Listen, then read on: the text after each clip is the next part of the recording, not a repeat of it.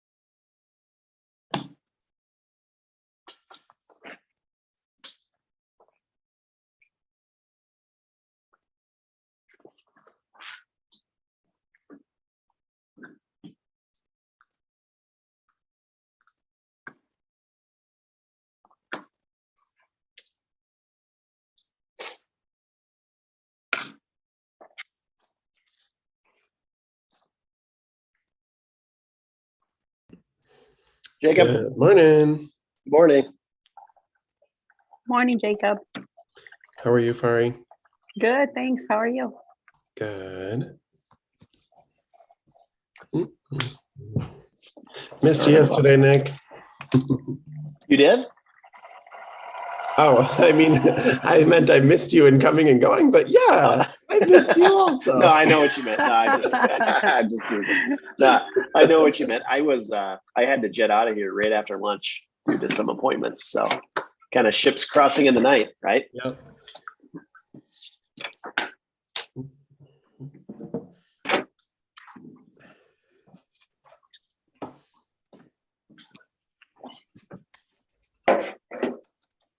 Okay, Marissa.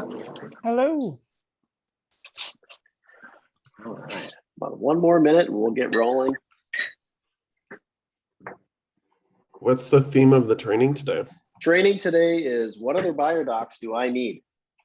Oh, So basically a setup of what to do when you get an agency to buy rep signed, and yeah, nothing that you probably don't already have a lot of experience with, but we like to cover these from time to time, the basics. yeah. It's always good to master the We can basics. talk strategy, and I can answer questions should we have.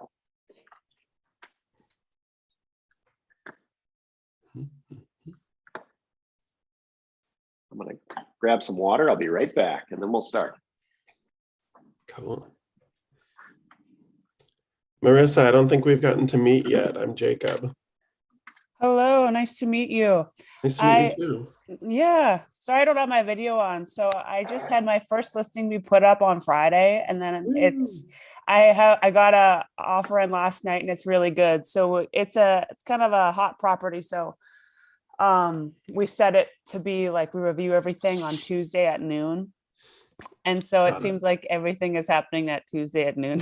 Yeah, that is how that Congratulations. Yeah. works. Yeah, Thank you. congrats. That's fun. So I might have to jump off here in a little bit because I have my sellers calling me, but it's good stuff. But yeah, are you in the Minneapolis area, you guys? Correct, right?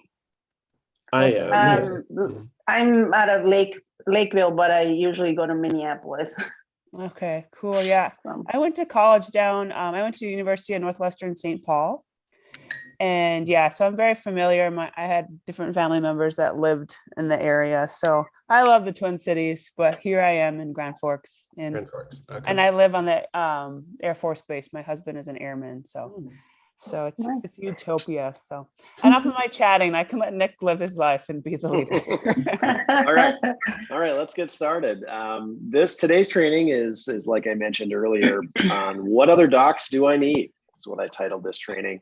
And basically, what other docs, meaning if you have an agency and a buy rep, which we have covered line by line in our previous trainings, what other docs do I need in my buyer package? Okay, so I opened up a training loop, and this is the standardized loop that you guys all see.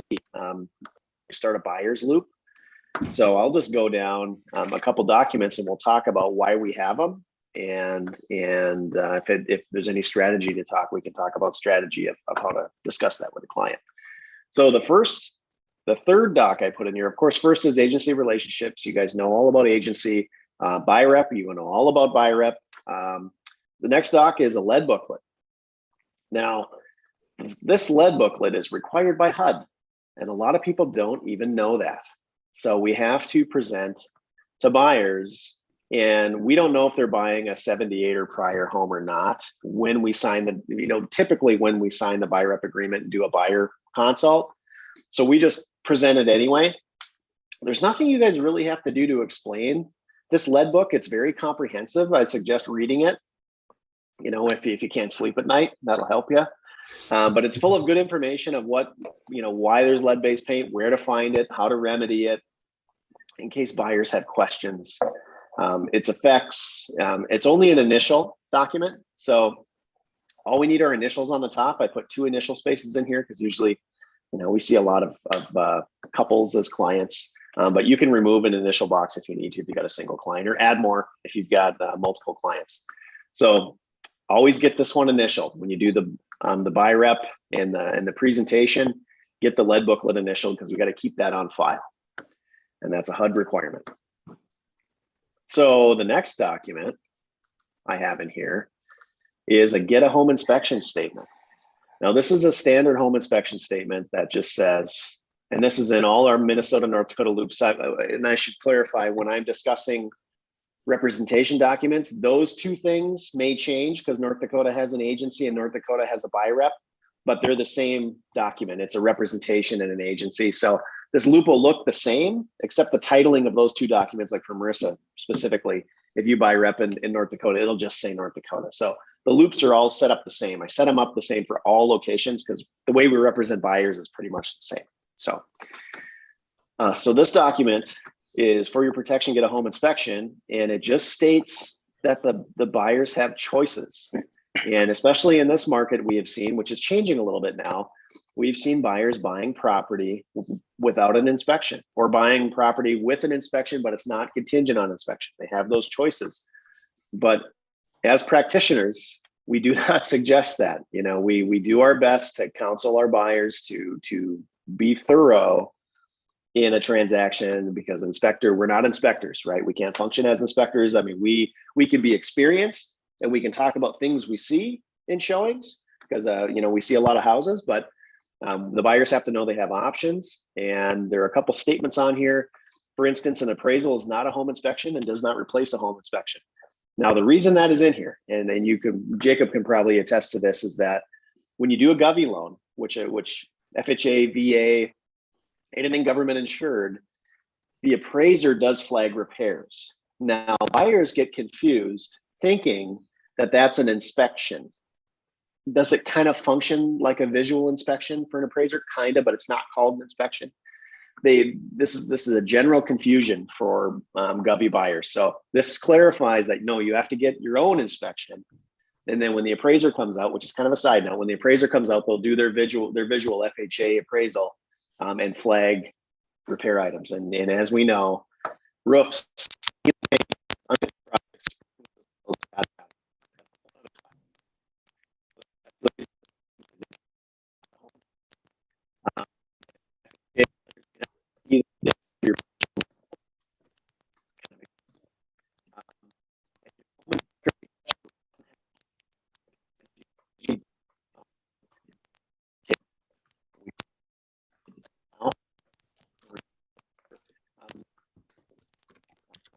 these not single inspections.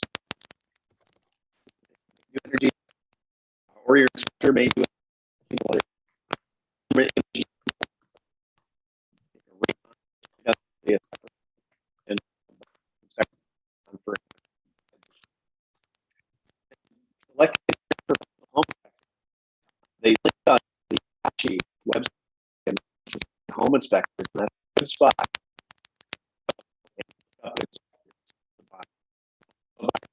It's always do free option. Certified inspector website. Find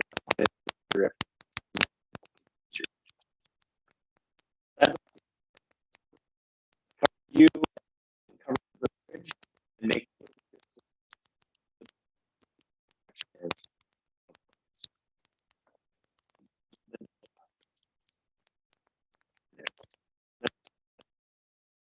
just a I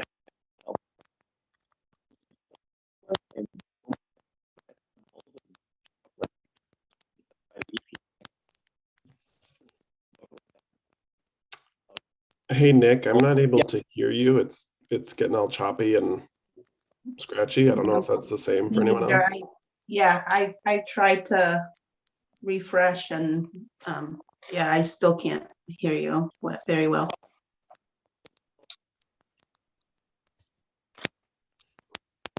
Ooh, the old-fashioned way. Bringing back the cord.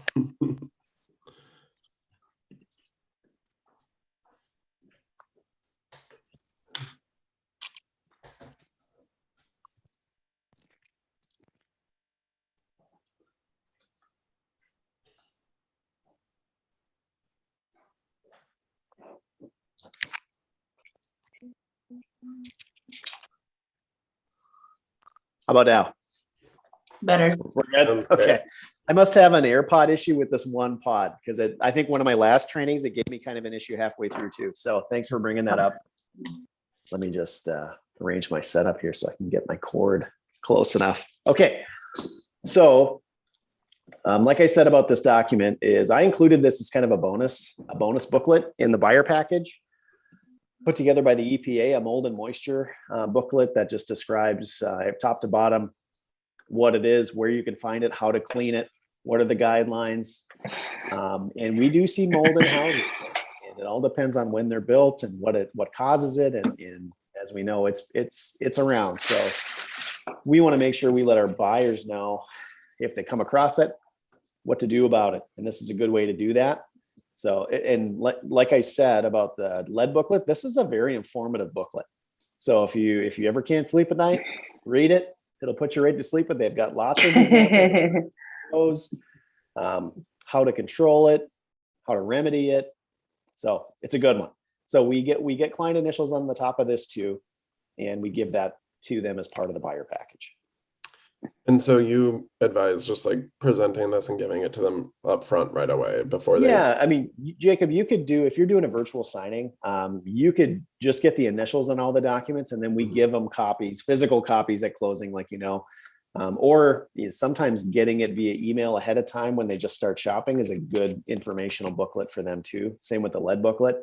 It all depends on your style, I think, and what you think is acceptable with your client relationship. But I would get it initialed with the buyer package right away, and then delivery, you can deliver it right away, or you can wait.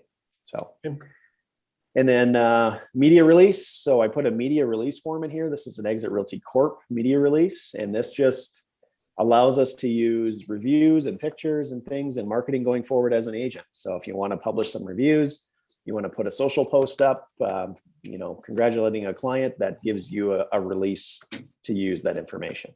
So it's more necessary today than it was 10 years ago. It's just one of those things. And then now I put a document in the bottom. I'm going to add another one after a minute here, but I put the comp disclosure in the buyer documents, even though we don't do a comp disclosure until they have a property picked out because the comp changes. So you're going to want to do a comp disclosure for every offer, right? So if you write on one property and they don't get it doesn't get accepted, you have to do another comp disclosure for the next property. You know that, of course. So the comp disclosure is one to keep in because if you're writing a buyer package and you already have an offer, a property you're going to write an offer on, then just do the comp disclosure all at once when you do the buyer package. Another thing you're going to want to get, and I usually do this when I talk about offers because it seems to be more acceptable in the offer process or the inspection process. But as I talk about home warranties, and I know most of you attended our recent home warranty class, but this is a good time to just talk about home warranties, how they function, what they are, what a buyer's options are, whether it be purchasing it on their own, or they can try to roll it into an offer situation, or try to roll it in as a remedy to an inspection response. There's lots of ways to help a buyer use home warranty. So we make sure that on the bottom of this page, depending on when you present it, there's an acceptance for a warranty type and kind and plan. And then there's a waiver should the buyer not want one or need one. Just have them sign the waiver. We don't need one.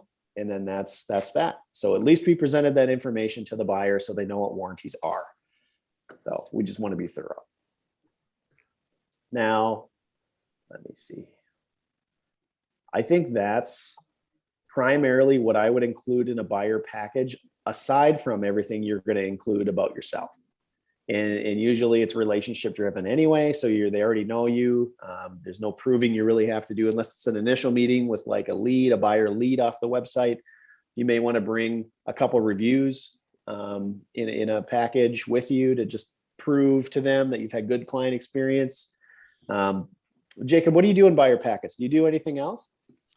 Oh, well, I've been kind of revamping mine because I guess I'll talk about my previous experience a little bit. We had a pretty lengthy take home packet that we would give them. So it was it was nice. It had like a little clear folder that it's in, and then just information about, actually it kind of started with a thank you, like, hey, thanks for sitting down and meeting with me today. My business is based on talking to people like you, referrals, and so thanks again for meeting with me.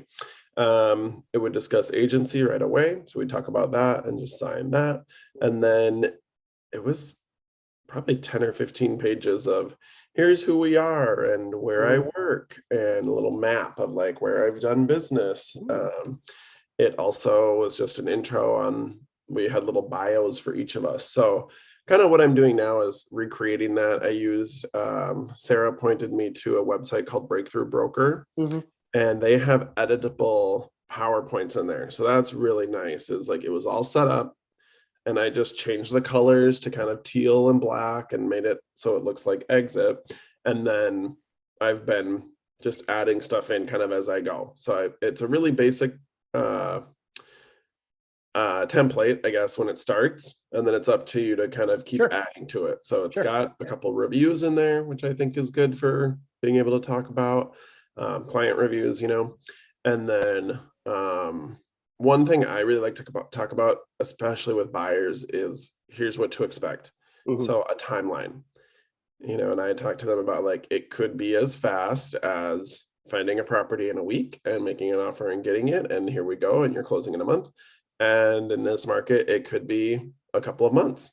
It depends on how active you're going to be looking. Are you going to look at every house that comes on the market, or are you only going to look at ones that are going to be picky? Do you have the time and luxury to be picky? So that is just a really good one. There's actually, I just found it yesterday in the resource center in the documents tab, there is a kind of an infographic basically that just kind of shows all of the steps in the buying process. So that's a good one. But none of those, I guess, are like disclosures or contracts. It's more of just like, here's what to expect and what to know. And then I did talk a little bit about like, okay, I like to prep them on the whole, here's home inspections and how much they cost. I usually tell people, if you're going to do everything, it could be between $600 to $800 for home inspections. And prepping them that that's going to be one of the only out-of-pocket costs. You have your earnest money up front, you have your inspections up front, everything else is at closing. So and just talking them through the different types, because at least most of the time, I say, okay, there's your regular home inspection, radon testing is extra, but here's why you want to do it. And sewer line inspection are the most common. We used to talk about chimney inspections, but I haven't done that now for kind of a while. It doesn't seem to be something that people negotiate right now, but that could be changing again. And what I like to talk about is like, the cost, but also then, I advise that you do one, and it's a good idea to do one, but I'll tell them up front, you need to know that you may be competing with some people who aren't doing one. And how do you feel about that? And I like to prep them on the whole options for that. doing it and doing it contingent, doing it and making it non-contingent, doing one and maybe saying we're not going to negotiate for items under a threshold. Just because then when we come around to it in the offer, when we're actually making one, they've already thought about it. And it's not like the first offer takes 2 hours to submit because we have to talk about all the intricacies of every detail. It's like we've prepped it already. We answer some questions and review it, and then it seems like they're a little more comfortable. So Yeah, we could do a whole class on buyer presentation, right? yeah, I mean, ours, Definitely. I'm kind of used to a presentation oftentimes taking an hour and a half. Yeah. Especially if you get chatting and have a good relationship, and sometimes it takes 2 hours, so Yeah. It's rapport building. yeah. Do you guys have any questions about required documents? No? No, I really like the timeline of what to expect, Jacob. I'm gonna have to sit with you I'll so send it you to can you. share what you, Yeah, I could I'll- pull it out of Corp and actually put it in here if you guys feel it would be helpful. yeah. Put that it would in be as a helpful. required doc or just a doc you could use in the loop. That's easy to do. Yeah, I'll throw it in. I'll send it to you guys and I have it. Yeah, I have it. okay. Yeah. Okay. I feel like I put that more in my buyer packet, which my goal is to like make a few and just have them ready to go at any given time. Have a little stack, but right now I just make each one individually for when I have Sure. a buyer appointment. Sure. Thanks, Okay. Jacob. Thanks. Yeah, thanks, Jacob. Well, this will be a short one. I just wanted to cover required buyer documents. I don't want to talk your ear off for an hour. If you have any questions or anything else you want to talk about, now's the time. Otherwise, we'll move on about our week. Sounds We're good? All right. I think we're good. All right. Well, reach out to me anytime if you have questions, and I'm glad you guys made it. We'll see you next time.